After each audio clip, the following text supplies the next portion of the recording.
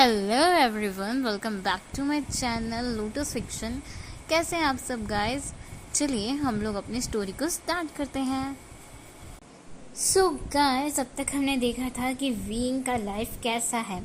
Weighing अपने college के लिए रेडी होने के लिए अपने रूम में चला गया था।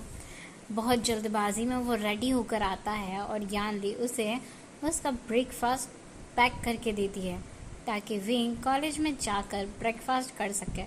और जियांग चंग अपने ऑफिस जाने से पहले विंग को उसके कॉलेज के बाहर ड्रॉप करता है, जहाँ पर विंग के 3 बहुत खास फ्रेंड्स उसका वेट कर रहे थे पहले से ही, और तीनों ही बहुत गुस्से में थे क्योंकि विंग ने आने में लेट कर दिया था।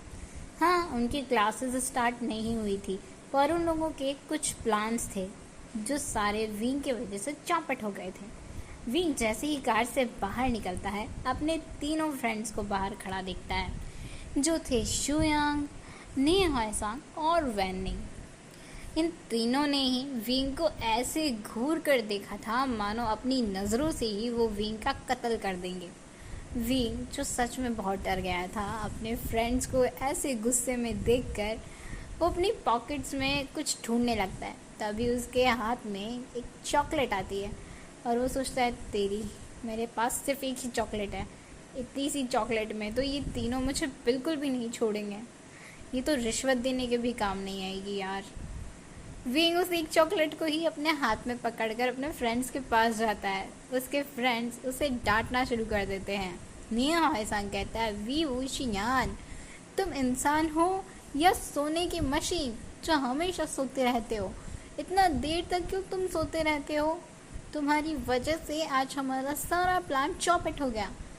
शुयांग कहता है, पता है ना विंग, हम लोगों ने कॉलेज कैंपस को घूमने का पूरा प्लान बनाया हुआ था, लेकिन तुम लेट आए, इस वजह से हमारा पूरा प्लान का सत्यानाश हो गया है।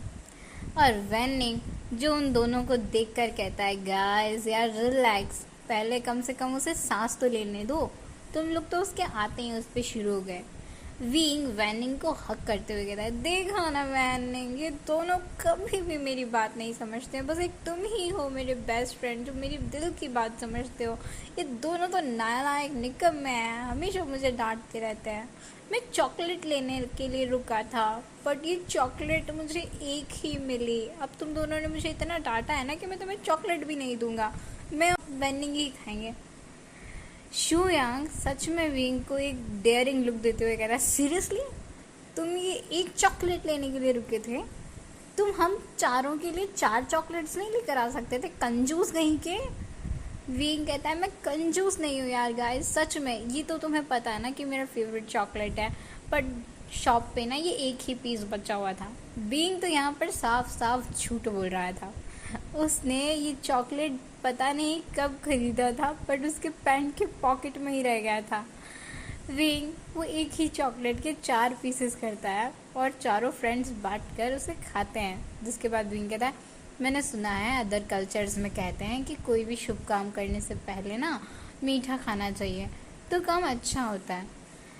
तभी नी हॉयसांग कहता है, हाँ तुम्हारी शुरू हो गई ट्रेन। अब तुम कितने सारे कंट्रीज़ और उनके कल्चर्स के बारे में स्टडी करते रहते हो विंग, इससे तुम्हें क्या मिलता है? विंग कहता है, मुझे मज़ा आता है, मुझे अच्छा लगता है, और वैसे भी मुझे जापान, कोरिया, थाईलैंड, ये सारे कंट्रीज़ बहुत पसंद है, और यहाँ के कल्चर्स, यहाँ के dramas, movies, oh my God. Wing तो जैसे अपनी ट्रेन पकड़ चुका था बातों की। बातें करते करते ही वो कॉलेज कैंपस में एंटर करते हैं और फिर कुछ सीनियर्स के साथ बात करने के बाद अपने अपने क्लासेस में चले जाते हैं। शुयांग और नी हॉयसांग के लेक्चर्स अलग थे, विंग और वैनिंग के लेक्चर्स अलग थे। उन चारों में सिर्फ एक सब्जेक्ट था जो अलग था, बाकी के सारे लेक्चर्स वो लोग एक साथ ही अटेंड करते थे। दूसरी तरफ हमारे लैन वांगजी अपने ऑफिस पहुंच चुके थे और अपने ऑफिस रूम में बैठकर बहुत सारी फाइल्स के पहाड़ को देख रहे थे। वांगजी की आंखें बाहर निकल आई थी, बड़ी बड़ी आंखें हो गई थी। एज ए एम्प्लॉय वांगजी को कभी इतनी सारी फाइल्स चेक करनी ही नहीं पड़ी, बट एज ए CEO वांगजी के सामने तो फाइलों का पहाड़ लग गया था। वांग जी सोच रहा था कि इन फाइल्स को तो अगर मैं 2 दिनों तक भी चेक करता रहूँगा तो भी ये फाइल्स का पहाड़ ख़त्म नहीं होगा, बल्कि 2 दिन में तो और ज़्यादा पहाड़ लग जाएगा।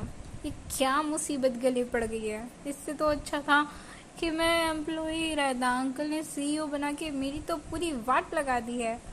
अगर ऐसे ही फाइल्स के पहाड़ को चेक करता रहा तो कब मैं अपना ओमेगा में ढूंढूंगा। वांग जी अंकल की बातें सोच रहा था और मुस्कुरा रहा था। फिर वांग जी अपने मैनेजर सोंगलैन और वेंचिंग दोनों को बुलाता है और उसके बाद उन्हें आधी आधी फाइल्स दे देता है और चेक करने के लिए कहता है।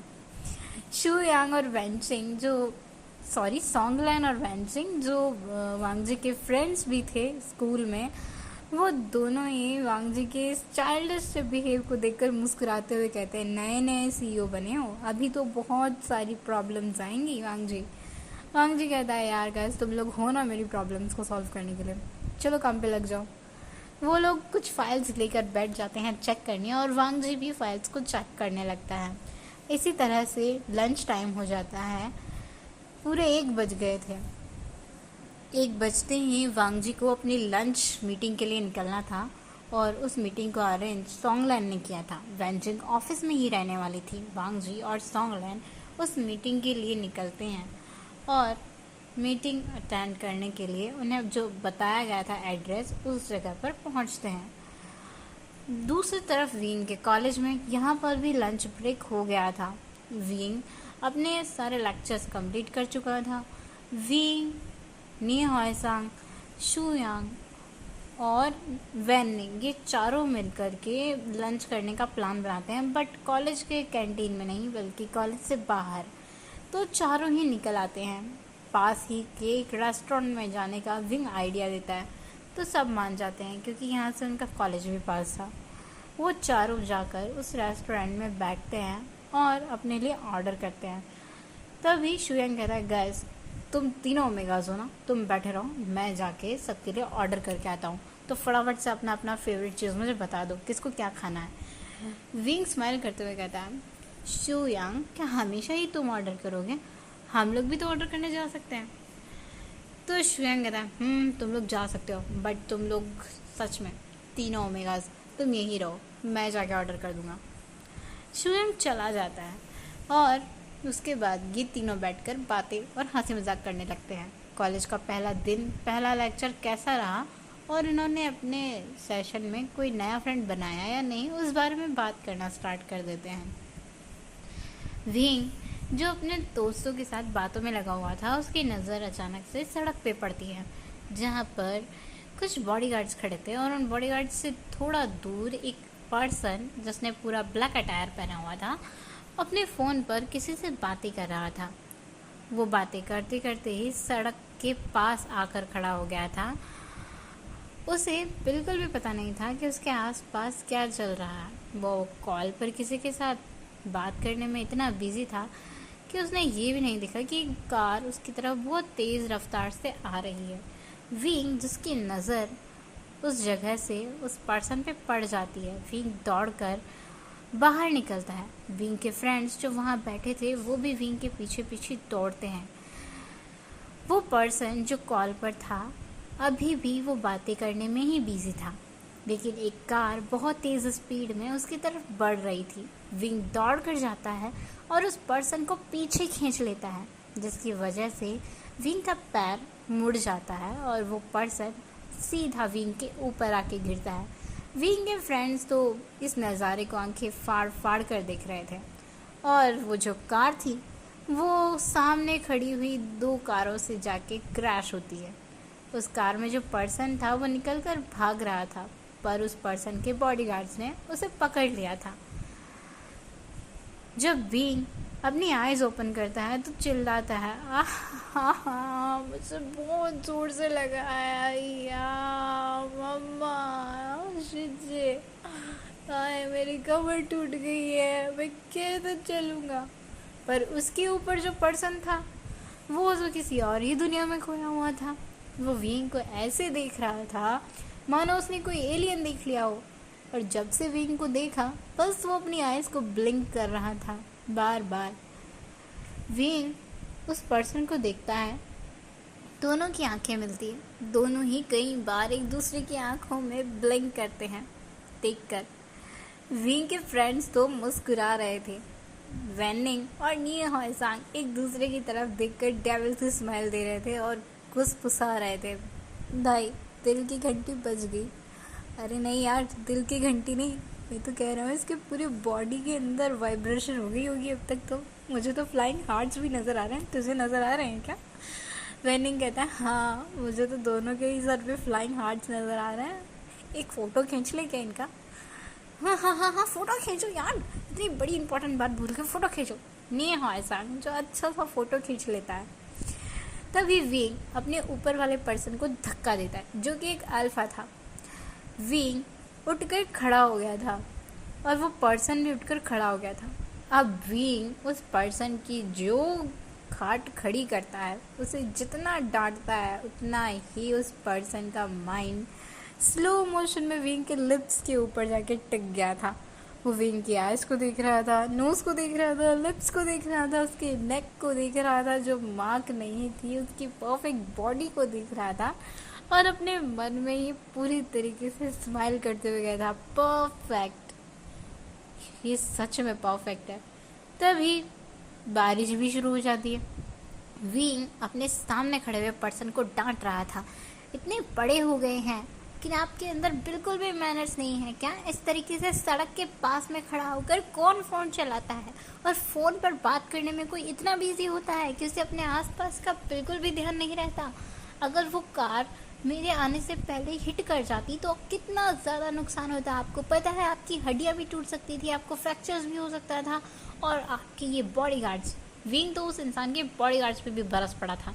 आपके ये बॉडीगार्ड्स किस चीज़ के पैसे लेते हैं आपसे? आपको प्रोटेक्ट तक नहीं कर सकते, कार के पास खड़े होकर देख रहे थे बस। सच में आप लोग बेवकूफ़ हैं। आप लोग को बॉडीगार्ड्स बनाया किसने? विंग तो उसके बॉडीगार्ड्स की और उसकी इज्जत की धज्जियाँ उड़ा रहा था। तभी एक इंसान दौड़ते हुए आता है और कहता है बॉस अब ठीक है? तो उसका बॉस कहता है हाँ सोंगलान, मैं ठीक हूँ, मुझे ज़्यादा कुछ नहीं हुआ। ये था लैन वांगजी और उसके बॉडीगार्ड्स, जिसकी इज्जत की धज्जियाँ विंग ने अभी भी उड़ाई थी। विंग को पता ही नहीं था कि लैन वांगजी है कौन, बट वांगजी को तो विंग को देखने के बाद सच में तितलियाँ नज़र आ रही थी हवा में उड़ती हुई और फ्लाइंग हार्ट्स भी नज़र आ रहे थे। वांगजी विंग को ही देखे जा रहा था। विंग ने वांगजी को इतना डांटा था कि उसके फ्रेंड्स तो विंग का गुस्सा देखकर ही हंस रहे थे, क्योंकि वो बिना किसी जान पहचान के एक अनजान पर्सन को इतना डांट रहा था मानो छोटे बच्चे को एक टीचर डांट रहा हो।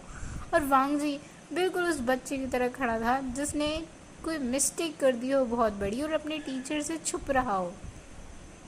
बट वांगजी के हार्ट में तो कुछ अलग ही चल रहा था। विंग जैसे जैसे उसे डांटने के लिए अपने लिप्स ओपन और क्लोज कर रहा था, वांगजी की नज़रें बस उसके लिप्स पर ही टिकी हुई थी और उसके लिप्स के नीचे एक छोटा सा मॉल जो था, उस मॉल को देख करके तो वांगजी के दिमाग और दिल दोनों में ही गिटार बज चुका था, बहुत ही बुरे वाला। वांगजी के फेस पर स्माइल भी आ गई थी। पर विंग जो वांगजी को ऐसे देखकर इरिटेट हो रहा था, वो वांगजी के पैर पर अपना पैर जोर से देख के मारता है और कहता है यू बेवकूफ़ अल्फा, सच में तुम यहाँ खड़े होकर मुस्कुरा रहे हो? बहुत लगता है तुम्हें मरने का बहुत ज़्यादा शौक है। विंग जो अभी भी वांगजी को डांट रहा था, वांगजी विंग से पूछता है नाम। विंग उसे एक अजीब सा फेस बनाकर देखता है जैसे विंग को कुछ भी समझ में नहीं आया हो। वांगजी फिर से कहता है नाम। तभी सोंगलैन कहता है अरे वो आपका नाम पूछ रहे हैं।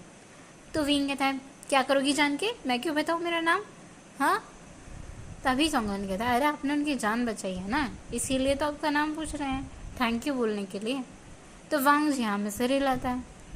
विंग कहता है मेरा नाम बीवूशान है, अब थैंक यू कहना है तो कहो, नहीं तो मुझे जाना है। वांगजी जो उसे देखकर स्माइल करते हुए कहता है थैंक यू।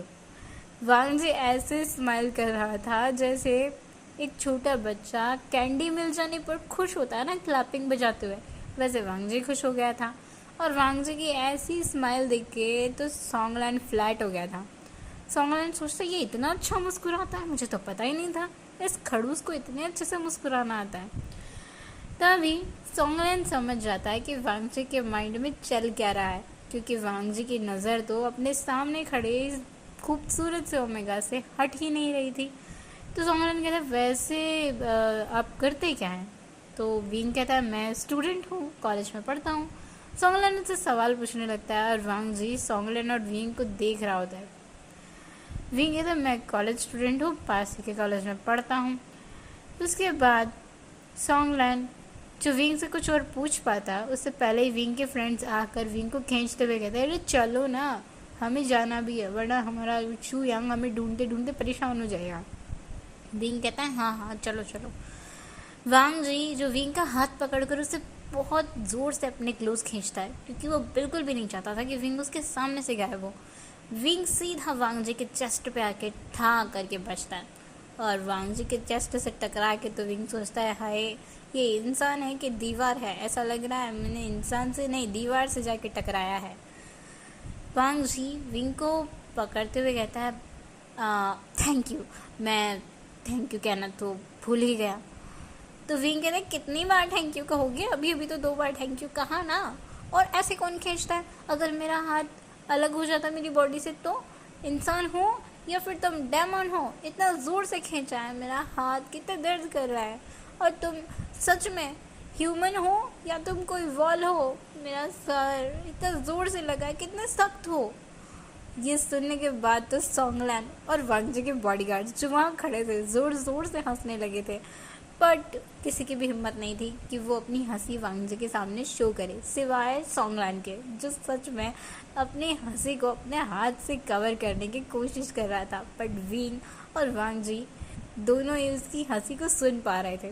विंग को भी हंसी आ रहा था कि उसने वांगजी से क्या कहा और विंग शर्मा भी जाता है, जिसके बाद विंग वांगजी को हल्के से पुश करता है और वहाँ से दौड़कर चला जाता है।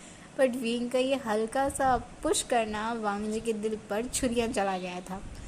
सो गाइस आज के लिए बस इतना ही, हम लोग मिलेंगे नेक्स्ट पार्ट में। देखते हैं, हमारे वांगशन का फर्स्ट मीटिंग तो हो चुका है, बट इनके बीच में कैसे कैसे लव स्टोरी स्टार्ट होगी, कन्फेशन कब होगा। Bye bye.